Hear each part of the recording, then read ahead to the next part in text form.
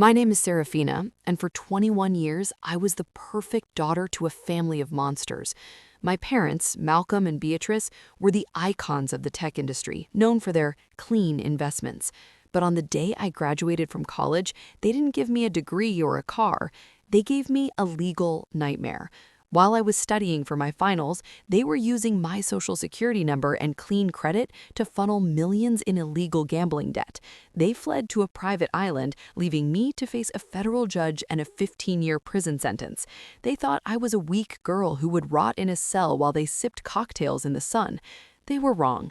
I'm out now, and I've spent every second behind bars calculating exactly how to turn their private paradise into a high-security prison. The game is over, and I'm the one dealing the cards. I grew up in a mansion that felt more like a museum than a home. Everything had a price tag, including me. My mother, Beatrice, used to say, "Seraphina, beauty is a currency, but intelligence is the vault that keeps it safe." I believed her. I studied harder than anyone. I became an expert in complex algorithms and data structures, thinking I was making them proud. My father, Malcolm, was a man who only smiled when the stock market was up. He treated me like his most successful startup. When I was 19, he asked me to help him with a secret project that would secure our family's wealth for generations. "I need you to open a few digital sub-accounts, Sarah," he told me, his hand resting on my shoulder in a way that felt like a shackle. "Since you're young and have no debt, the tax laws are much more favorable for you. It's all legal, just a bit of clever accounting." I was the good daughter. I trusted him. I spent months building a sophisticated digital infrastructure, thinking I was helping my family's tech empire. I signed every digital form he sent me, never realizing that I was actually signing off on the laundering of over $80 million in illicit gambling funds from some of the most dangerous cartels in the world. The trap snapped shut on the night of my 21st birthday. We were supposed to have a gala. Instead, I woke up to find the mansion stripped of its valuables. My parents' closet, which was usually filled with designer suits and couture gowns, was empty. On the kitchen island, there was a single cold glass of water and a tablet. I turned on the tablet. A video message started playing. It was my mother, sitting in a sunny lounge somewhere tropical. "Seraphina, darling," she said, without a hint of sadness. "Business took a turn. The creditors were closing in, and someone had to stay behind to take the fall. Your father and I have a new life to start. You've always been so resilient. I'm sure you'll handle the interrogation just fine. Don't worry about us. We've taken enough to live comfortably for 3 lifetimes." Before the video even finished, the doors were kicked in. I didn't see my parents. I saw the grim faces of federal agents. "Seraphina Vance, you are under arrest for money laundering, racketeering, and grand larceny." The betrayal was so deep it felt like a physical wound. They hadn't just left, they had used my brilliant mind to build the very evidence that would lock me away. In court, my own father's secret recordings, which he had doctored, showed me as the mastermind behind the entire operation. My parents were missing victims, while I was the criminal genius. I was sentenced to 15 years. I lost my youth, my reputation, and the life I thought I had. But as the prison door slammed shut, the good daughter died. If your own parents used your intelligence to frame you for a crime they committed, would you stay quiet to protect the family name, or would you hunt them down the second you got out? What would you do? For the first 2 years in prison, I said nothing. I watched the news. My parents had been found in a country with no extradition. They were living as investors on a luxury island. My father had a new boat. My mother had a new diamond collection. They were thriving on my misery. But they forgot one thing. They taught me how to build digital vaults, but they didn't realize I always built a back door into my systems. It was a habit I picked up from a hacker friend in college. My father thought he had the only keys to the $80 million, but the keys were hidden in a code that was tied to my heartbeat. In the prison library, I began my work. I wasn't just a prisoner, I was a ghost preparing to haunt the people who gave me life. I spent the next few years befriending the right people, white-collar criminals who knew the cracks in the global banking system. By the time I was released on early parole for good behavior and cooperation, I had a map. I knew where every cent was hidden. Malcolm and Beatrice thought they were safe in their island paradise. They didn't know that the daughter they sold was now the one who owned their debt. I stepped out of those prison gates with a single bag and a fire in my eyes that could burn their whole world to the ground. Malcolm, Beatrice, the audit is coming, and this time you won't be able to pay your way out of it. When I stepped out of the heavy iron gates of the federal penitentiary, the sun felt aggressive, almost hostile. I had spent 4 years, 3 months, and 11 days in a world of gray concrete and fluorescent lights. I was 25 now, but my soul felt a century old. I had no home to go to, no inheritance waiting, and a name that was blacklisted from every reputable company in the world. My parents had done a thorough job. Malcolm and Beatrice had not just stolen my freedom, they had salted the earth where my future was supposed to grow. But they made one fatal mistake. They assumed that prison would break my spirit. They didn't realize that a cage is the perfect place to focus. I had exactly $500 in my pocket, the gate money the state gives you to start a new life. To my parents, the $500 was the price of a bottle of wine. To me, it was the seed money for their destruction. I didn't head for a hotel. I headed for a dark, cramped internet cafe in the outskirts of the city. I needed to see them. I needed to see the faces of the people who traded my life for a beach view. It took me less than 10 minutes to find them on social media. They weren't even hiding. They were living in a sprawling white villa on the coast of Mauritius. My mother was hosting charity galas for local elites, looking radiant in a sapphire necklace that I recognized immediately. It was the one my father bought her with the first million they laundered through my name. My father was pictured on a yacht, glass in hand, with a caption that read, "Success is a journey, not a destination." A cold, jagged laugh escaped my throat. Their journey was about to reach a very sudden dead end.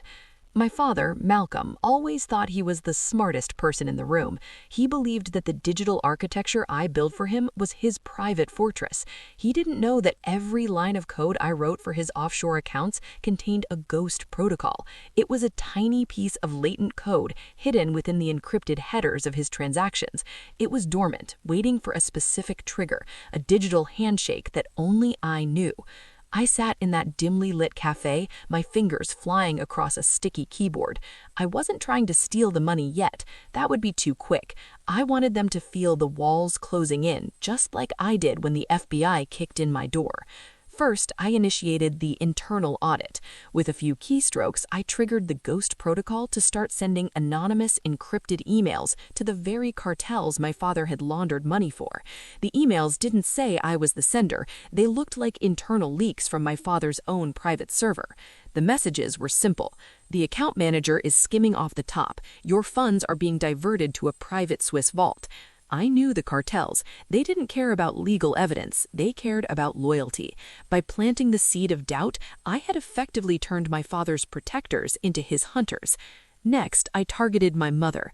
Beatrice loved her reputation more than her own child. She lived for the envy of others. I hacked into the local newspaper's social column in Mauritius. I didn't post anything illegal. I simply leaked the real origins of her sapphire necklace, complete with the original auction records and the criminal case file from my trial. By the next morning, the celebrated philanthropist Beatrice Vance would be the talk of the island, not as a queen, but as a common thief living on stolen blood money. If you could destroy the one thing your enemy loves most, their money, their reputation, or their peace of mind, which one would you take first? My parents took my peace of mind, so I decided to take everything else. What would be your strategy?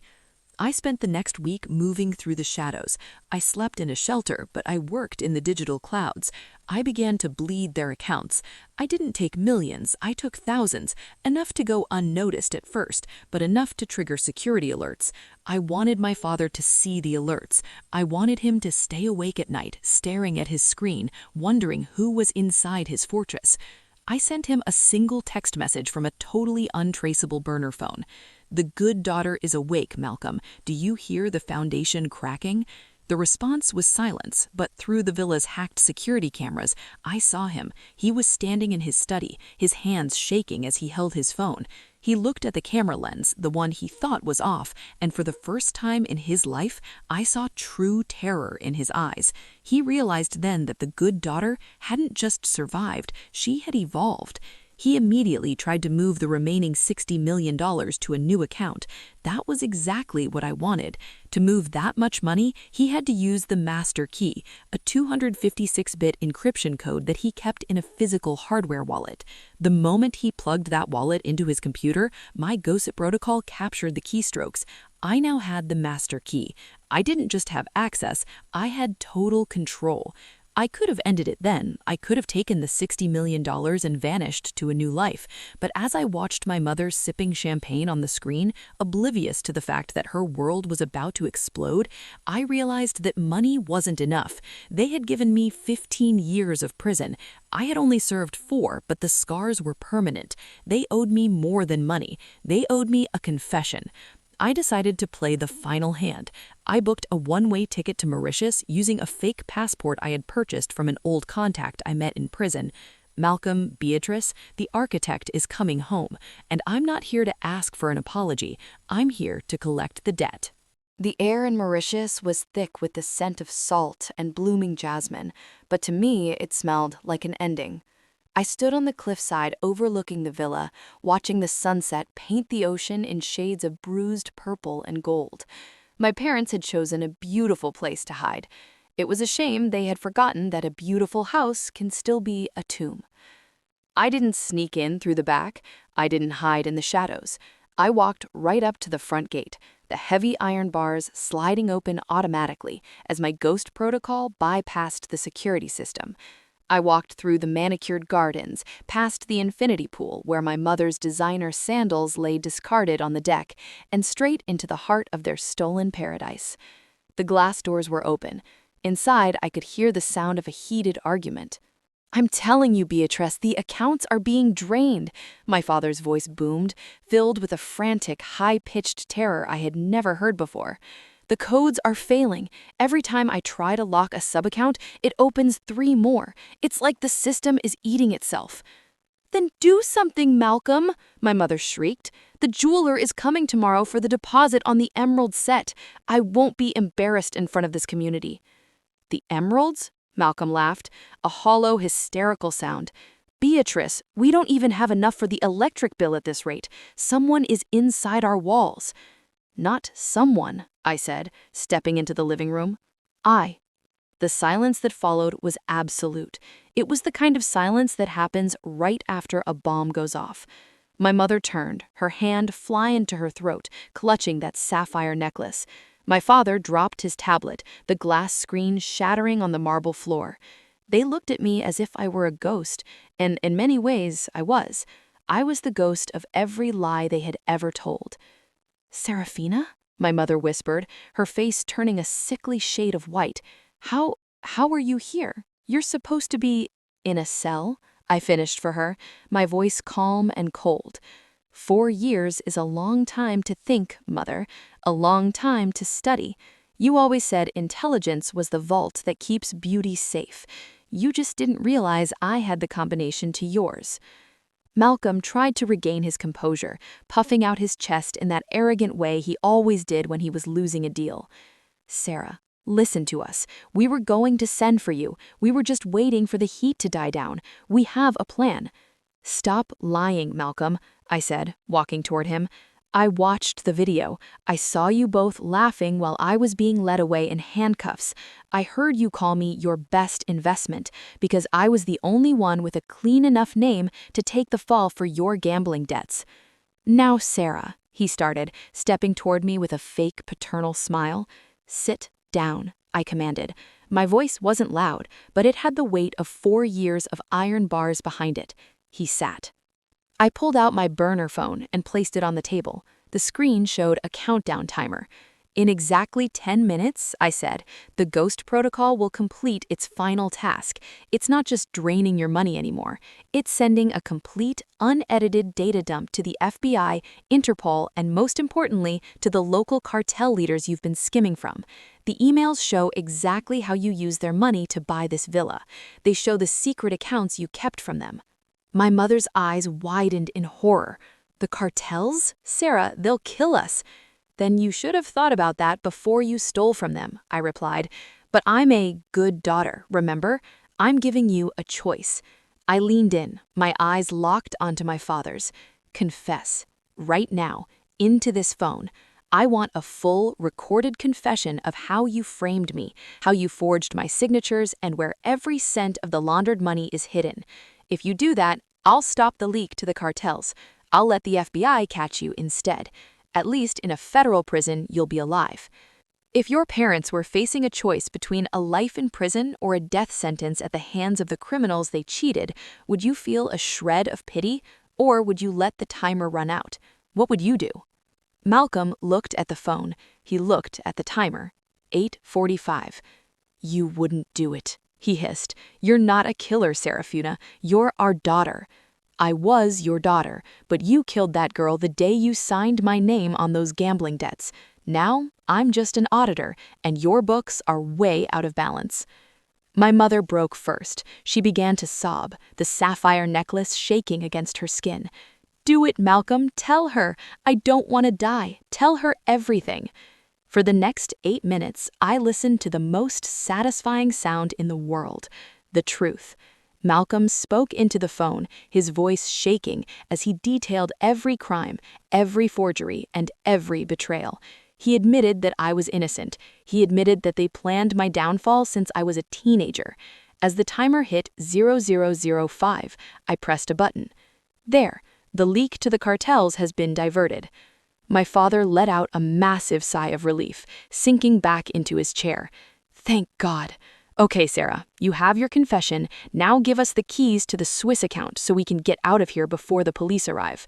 I looked at him, and for the first time in years, I truly felt like smiling. I said I'd stop the leak to the cartels. I never said I'd stop the leak to the FBI. Suddenly, the night air was shattered by the sound of heavy rotors. Searchlights from a helicopter swept across the villa, illuminating the living room in a blinding white glare. From the front gates, the sound of shouting and heavy boots echoed through the house.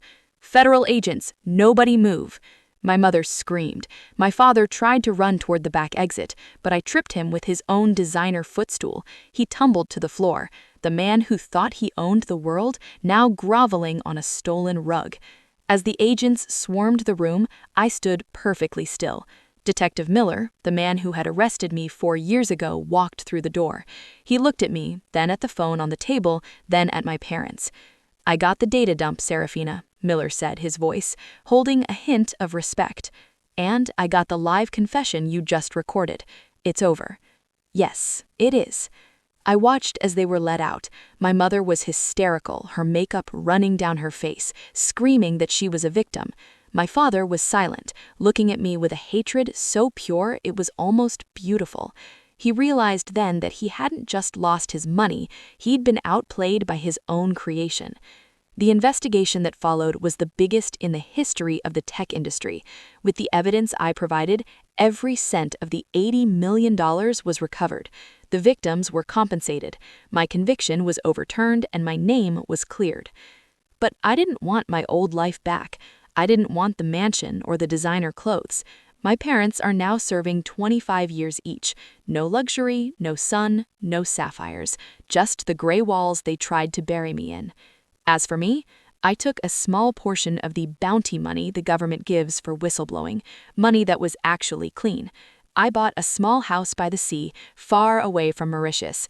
I spend my days building security systems for people who actually need protection. I am no longer an investment. I am no longer a shield. I am Seraphina, and for the first time in my life, I am the only one who owns my soul. My parents thought they could build a kingdom on my back, but they forgot that a foundation can always choose to move. If you had the chance to take everything back from the people who hurt you, would you do it with a smile or would you do it with a cold heart? Let me know in the comments. I read every single one.